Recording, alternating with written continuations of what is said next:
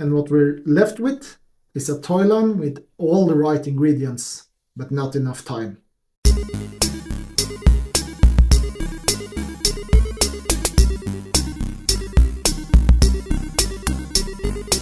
Hello and welcome back to another episode of the Toyline Breakdown and my series about Earthworm Jim. In the previous episode we looked at the heroes from the series, the ones that actually made it out to the shelves, the safe bets if you will, and the characters that were meant to carry the series onwards for years. But Earthworm Jim was never really only about the hero, it was also about the villains. Or at least I think that both the villains and the good guys are equally important to the toys. You know, the grotesque ones, the unique ones, the sort of characters that were made to be action figures, or at least they look like they were created to be action figures. And somehow I don't think they got the spotlight they deserve in this series. Because while Earthworm Jim was getting mail-away exclusives, different suits, you know, a whole bunch of variants, some of the most visual representing and unique characters of the series were really underrepresented, I think. They were either produced in small numbers or they didn't even make it out to the shelves at all. And I think that's where the story of Earthworm Jim really starts to unravel. In part 2 of the Toyline Breakdown we're going to talk about the bad guys, the oddballs, and the figures that never made it. The things that could have been. So let's start with the most recognizable villain of the entire franchise, Mr. Psycrow. Psycrow is a recurring enemy in the Earthworm series. He's often referred to as the nemesis of Earthworm Jim.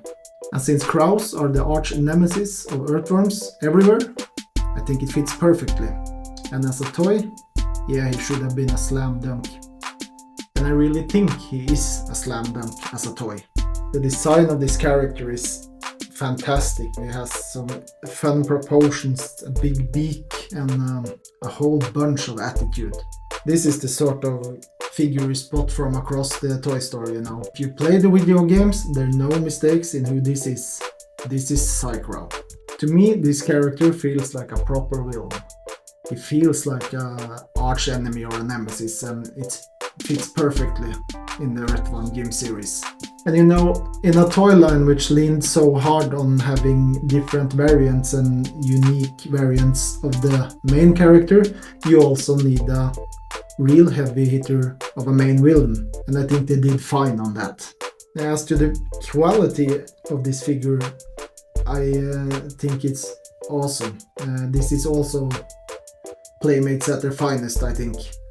He has these over-dimensional weapons, like most of the characters in the Earthworm series has. He has a bunch of accessories, and he has the colors that drags you straight back to the 90s. I think this is a fantastic figure. It might be the best figure of the whole line, actually. A fun fact about Psycrow is that Psycrow is also the reason for Jim's existence. It was Psycrow who accidentally dropped the supersuit on Jim in the first place, when he was transporting the supersuit to Queen Slug-For-A-Butt. So yeah, this is actually the guy who first created Earthworm Jim and then later became his archenemy. So, great job. And for his little sidekick here, which you get in the same package when you bought the figure, we have Major Mucus. Major Mucus is Plegum-based, I think it's pronounced Plegum-based alien who is a military dictator of a distant planet. In the first video game, Major Mucus desired Earthworm Jim's supersuit, which later led to them having a bungee jump competition. The bungee jump competition were actually held over a pit of snot. In the series, the Major also had a pet called the Mucus Pelagum Brain, who would eat Jim if he came too close. But if you could beat him, the Major's snot wire, as it's called, which he probably were bungee jumping from, would cut in half and he would lose. It was in this competition that Earthworm Jim met his companion, Snot, which we talked about in the first episode.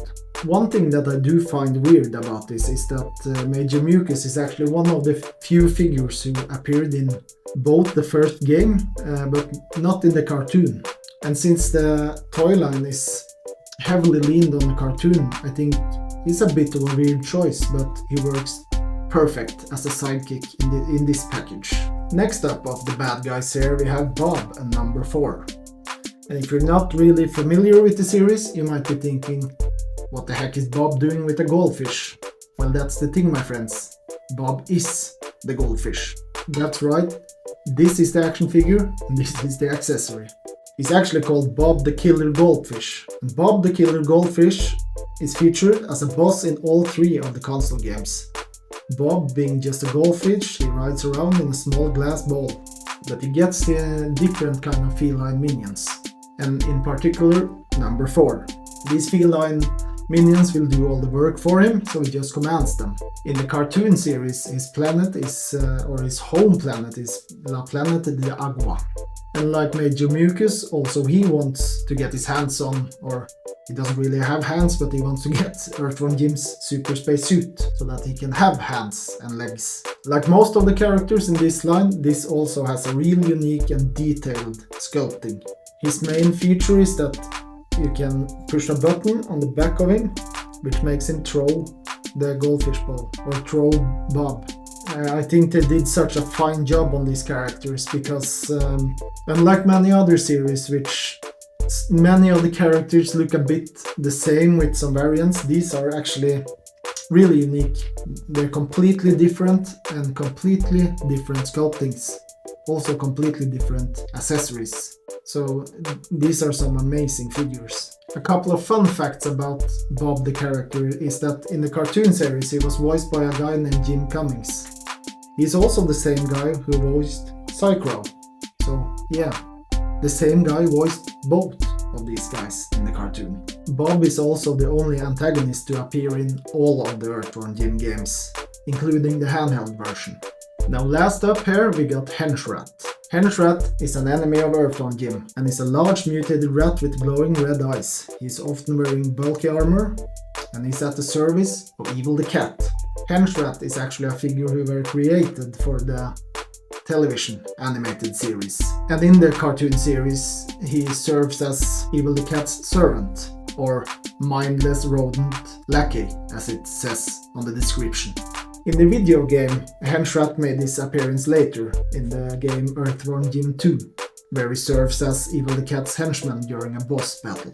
This is similar to another character which we're gonna talk a little bit about, called Evil Jim, which was also created for the cartoon series and later made his appearance in a game.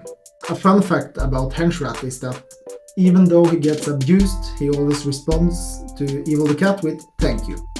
And this little guy here is actually Evil the Cat. On the description I found about him, it says that Evil the Cat is the embodiment of pure malevolence. He reigns over the volcanic world of Heck. He had reshaped the planet to match his twisted idea of perfection. It's covered in spikes and high cliffs. And not surprisingly, Evil the Cat's main goal is also to get his hands on Earthworm Jim's suit, so that he can conquer the universe and make it into his perfect little cat world. Evil the Cat actually made his first appearance in the 1991 comic They Called Him Evil. It was written by Doug Tenaple, which reveals that he once had a pet owner named Wenzel. In the cartoon series, Evil the Cat stands out as the most reoccurring, or maybe most appearing, evil villain. He actually shows up in almost every episode. So I think that on the bad guys here, they really thought the packaging through. All of these guys tells a story. You have number 4 and Bob. You have Evil the Cat and his henchman, so to speak. And they managed to put a perfect value body on Psycrow with Major Mucus.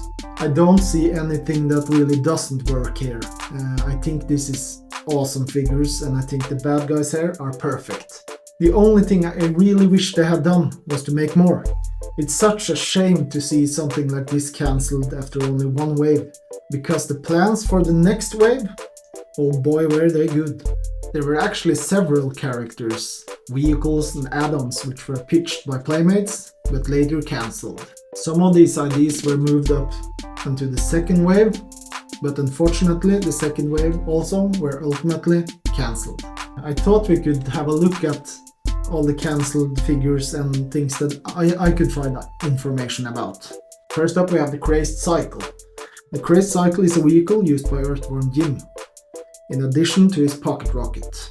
The Crazed Cycle did actually not appear in the original video game, but it was also created for the animated series, like so many of the things in the toy line.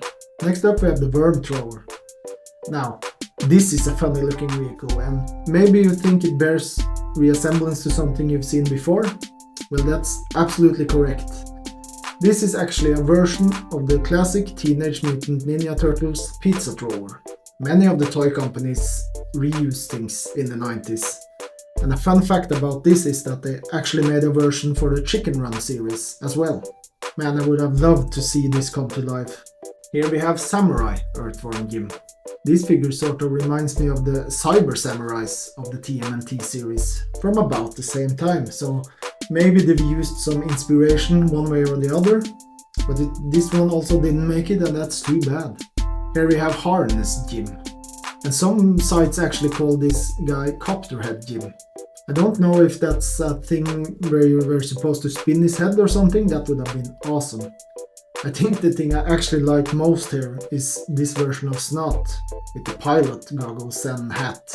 And that's also the Playmates' attention to details, which we've spoken about before. Then we have Big Queen Slug-For-A-Butt. I don't actually remember, so I'm gonna have to read this, but her full name is the Evil Queen, Pulsating, Bloated, Festering, Sweaty, Pus-Filled, Malformed Slug-For-A-Butt, or Queen Slug-For-A-Butt for short. Now, we talked about Psycrow being the nemesis, but this is actually the main boss, or the main villain maybe, if you will, of the video games. She's the final boss, at least. She's also the twin sister of Princess What's-Her-Name, but they really don't bear any resemblance, I think. But this is a figure I really think deserves an action figure, so it's a shame that it never made it into production. This is also one of the more unique designs all throughout the 90s, so really sad to see this go. Then we have Professor Monkey for a head, and you really have to give it to them. A more self-explaining name I don't think is possible.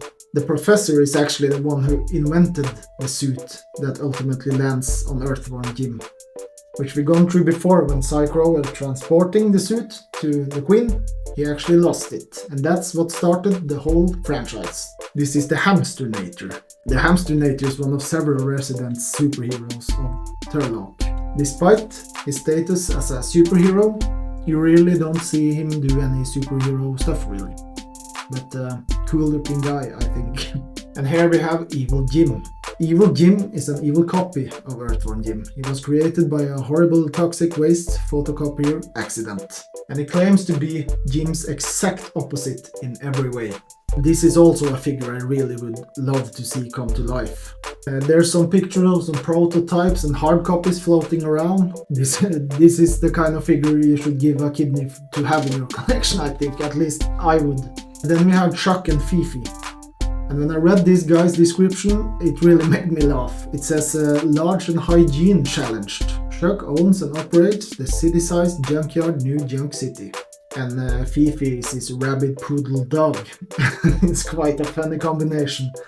He sort of reminds me a little bit about Grease Pit from the Biker Mice from Mars series, in the looks. I also found out that these two characters never made an appearance in the cartoon series, so this is one of those cases where they thought to pull in some other figures. And that's what I talked about in the first episode also, that the action figures is sort of a combination between the cartoon and the video games. I also found some photos floating around of this guy called Clutch.